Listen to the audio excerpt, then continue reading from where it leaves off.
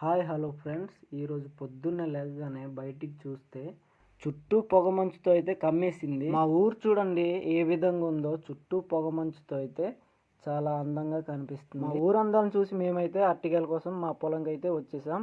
గెలను చూసిన వెంటనే మా పొట్టింక ఆగుతుందా, నేనంటే నేననేసి నా నుండి కత్తి తీసుకొని గెలనైతే నరికింది. మొత్తానికి కింద పడేసింది. ఏదైనా అంటుంటే టెక్నాలజీ అంటుంది. మా పొలంలో ఏమేమి నాటుకున్నామో నాతో పాటు మీరు చూసియండి. మా దానిమ్మ మొక్కకి పూతైతే ఈ విధంగా వచ్చింది, కాయలు రావడమే ఆలస్యం. పక్కనే బొబ్బర్లనే వేసుకున్నాం, కాయ పూత ఈ విధంగా అయితే ఉంది.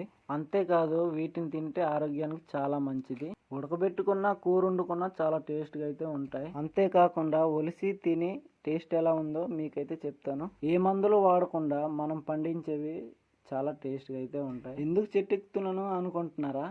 మీకు ఇందాక ఒక చూపించడం మర్చిపోయా. అదేనండి సొరకాయ.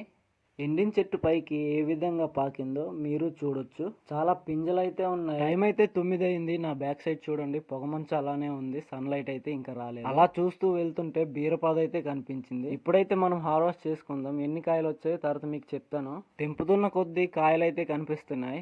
బీరపాదు ఎక్కువగా పాకడం వల్ల పొరువు అయితే అయిపోయింది. ఫైనల్ గా దొరికిన బీరకాయలు అయితే ఇవి.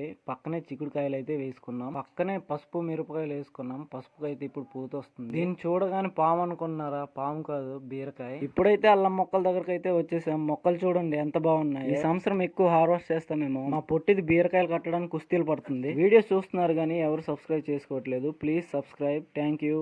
బాయ్.